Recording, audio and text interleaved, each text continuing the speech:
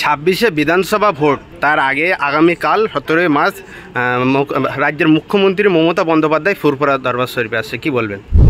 2011 সালের আগে মমতা বন্দ্যোপাধ্যায় ফুরফুরা শরীফে গিয়েছিলেন। তারপরে 16 ইলেকশনের আগে একবার, 11 ইলেকশনের পরে মুখ্যমন্ত্রী হওয়ার পরে একবার গিয়েছিলেন, আর 16 ইলেকশনের আগে একবার গিয়েছিলেন। টোটাল এই 15 বছরের মধ্যে মমতা বন্দ্যোপাধ্যায় ফুরফুরা শরীফে 3 বার গিয়েছেন, এইবার দিয়ে 4 বার যাচ্ছেন। ফুরফুরার বাইরে কেউ না, ফুরফুরারই আওলাদ।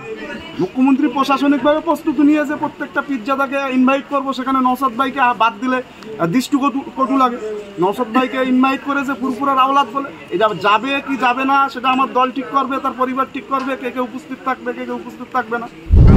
17 মার্চ রাজ্যের মুখ্যমন্ত্রী মমতা বন্দ্যোপাধ্যায় ফুরফুরা দরবার শরীফে আসছে, কি বলবেন?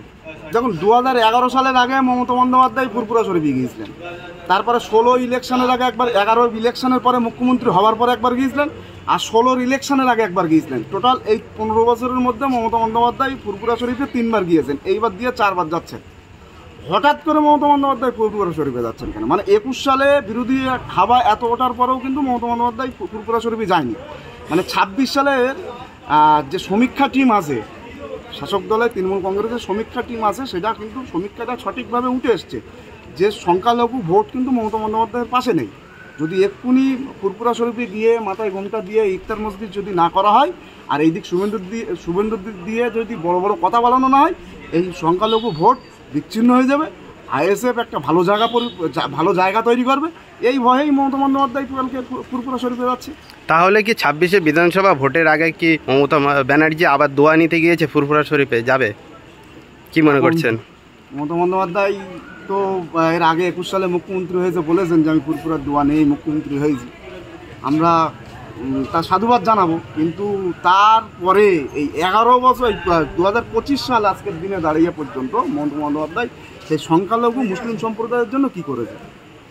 মাদ্রাসাগুলো বন্ধ করে দিচ্ছে, সংখ্যালঘুর উন্নয়ন নেই, ওবিসি বাতিল হয়েছে, ওয়াকফ সম্পত্তি নিয়ে যে আন্দোলন তৈরি হয়েছে, এখনো পর্যন্ত মুখ্যমন্ত্রী মমতা বন্দ্যোপাধ্যায় এখনো পর্যন্ত কোনো কথাই বলেনি। এগুলো নাটক ছাড়া কিচ্ছু না, সব ভোট ব্যাংকের বিষয়, এছাড়া কিছু না। মুখ্যমন্ত্রী যাওয়ার আগে প্রত্যেক পিজাদাকে চিঠি দেওয়া হয়েছে, ইনভাইট করা হয়েছে, সেখানে নওশাদ সিদ্দিকীকেও ইনভাইট করা হয়েছে। দেখুন, নওশাদ ভাই তো ফুরফুরার বাইরে কেউ না, ফুরফুরারই আওলাদ। মুখ্যমন্ত্রী প্রশাসনিকভাবে প্রস্তুতি নিয়েছে, প্রত্যেকটা পিজ্জাদাকে ইনভাইট করবো, সেখানে নওশাদ ভাইকে বাদ দিলে দৃষ্টি কটু লাগে। নওশাদ ভাইকে ইনভাইট করেছে ফুরফুরার আওলাদ বলে। এটা যাবে কি যাবে না সেটা আমার দল ঠিক করবে, তার পরিবার ঠিক করবে, কে কে উপস্থিত থাকবে, কে কে উপস্থিত থাকবে না।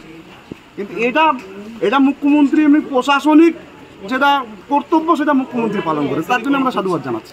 26শে বিধানসভা ভোট আপনাদের প্রস্তুতি তার আগে কেমন চলছে? 26শে বিধানসভা ভোটের জন্য আমরা ফুল প্রস্তুতি নিয়ে মাঠে নেমেছি, এবং 26শে বিধানসভা ভোটে আমরা আশা করছি ভালো ফল করব। আগামী দিনে দেখতে থাকুন। আপনার নাম ও পরিচয়? আমার নাম মোহাম্মদ মুসা কারিমুল্লাহ, আইএসএফ উত্তর 24 পরগনা জেলা যুগ্ম সম্পাদক, বসিরহাট উত্তর বিধানসভা অবজারভার। Thank you.